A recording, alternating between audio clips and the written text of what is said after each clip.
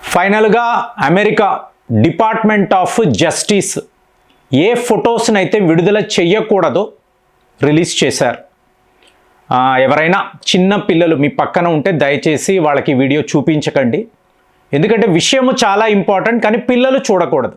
20 ఏళ్ళు అబోవ్ ఉంటే మీ అమ్మాయి కానీ అబ్బాయి కానీ 20 ఏళ్ళు అబోవ్ ఉంటే ఖచ్చితంగా చూడొచ్చు.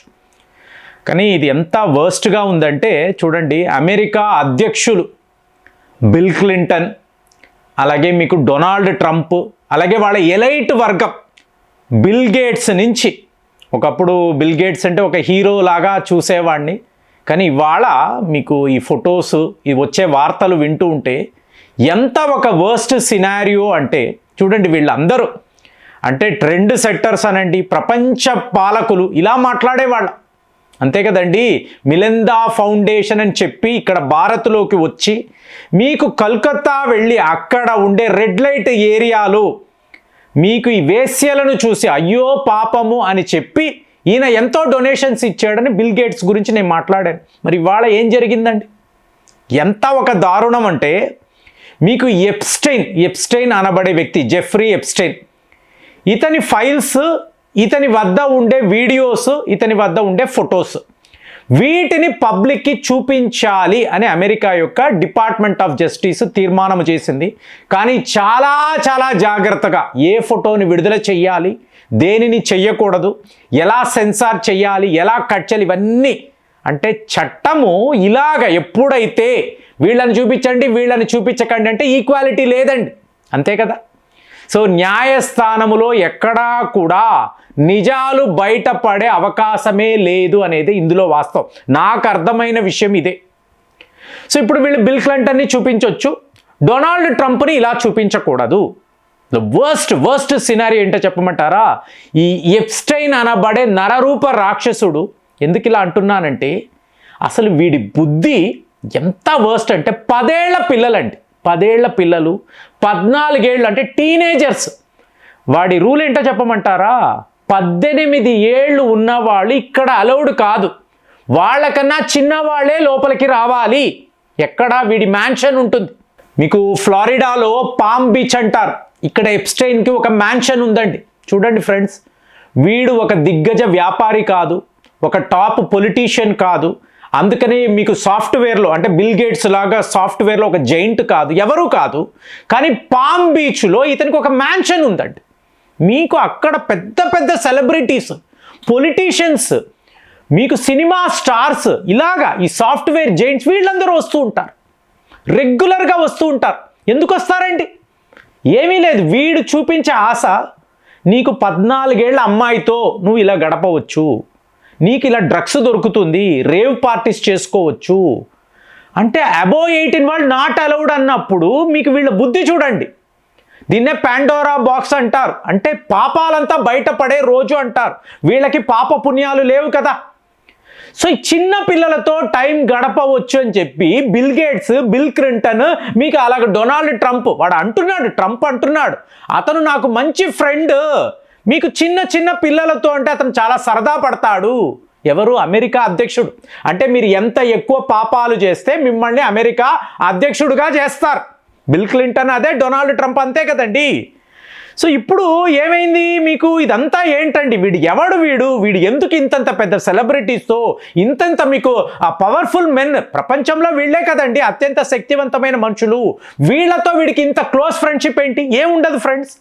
వీడు ఒక ఐలాండ్ని అద్దెకి తీసుకొని వీళ్ళందరికీ చెప్తాడు. చిన్న పిల్లలు, యూరోపులో పేదరికంలో ఉండే అమ్మాయిలు, అలాగే మీకు మిడిల్ ఈస్ట్లో ఉండే ముస్లిం అమ్మాయిలు ఇలాగ వెతుకుతారు. వీడి ఏజెంట్స్ వెతికి వీళ్ళందరూ బిలో 18 ఇయర్స్లో ఉంటారండి.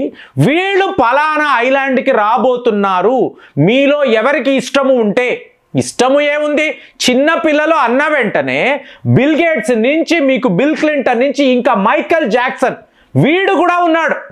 సో వీళ్ళందరూ ఒక ప్రైవేట్ విమానంలో ఎక్కి ఈ ఐలాండ్కి వచ్చేవాళ్ళు. అక్కడ ఎలాంటి దరిద్రమైన పనులు చెయ్యాలో వీళ్ళందరూ కూడా అందులో ఇన్వాల్వ్డ్.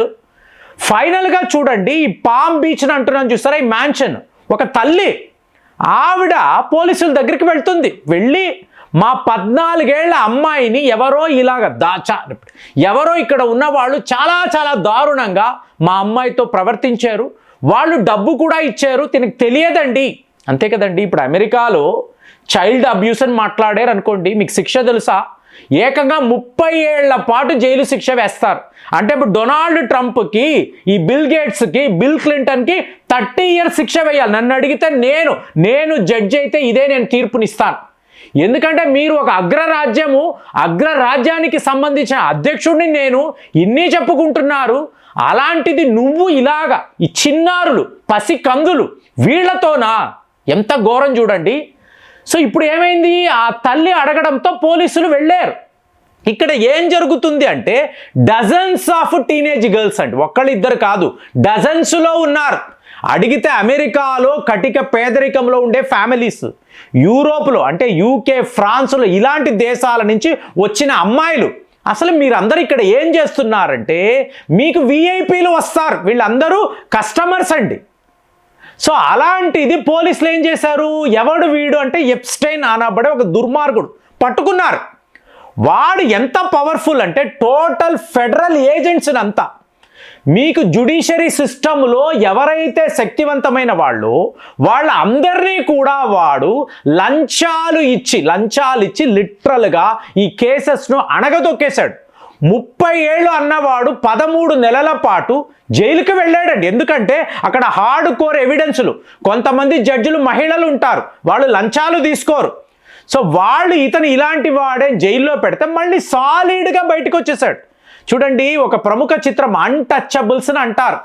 అల్ కెపెనో అనబడే ఒక మాఫియా డాన్.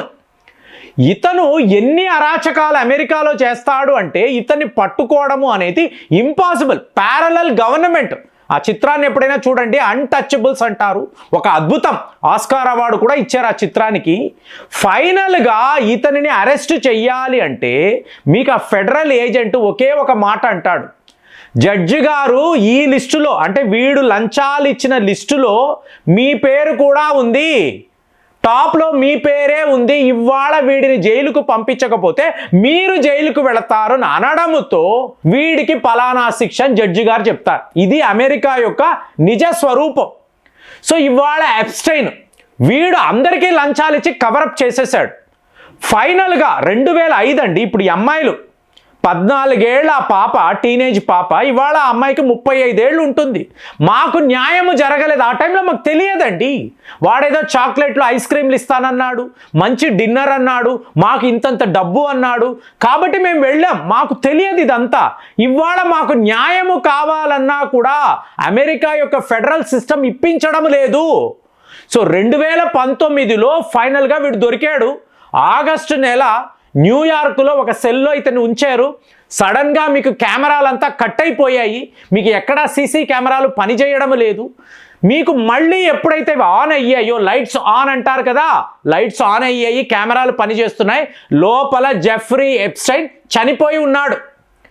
అంటే ఇతను ఎవరో వేసేసరి ఇతను ఆత్మహత్య చేసుకున్నాడు. ఎందుకు అంటే ఒక్కసారి వీడు నిజాలు మాట్లాడడం మొదలు పెడితే యావత్ ప్రపంచమే షేక్ అవుతుందండి. అదైతే వాస్తవము. కాబట్టి ఇంతలాగా సెన్సార్ చేసి ఫోటోలన్నీ వీళ్ళు పెడుతున్నారు.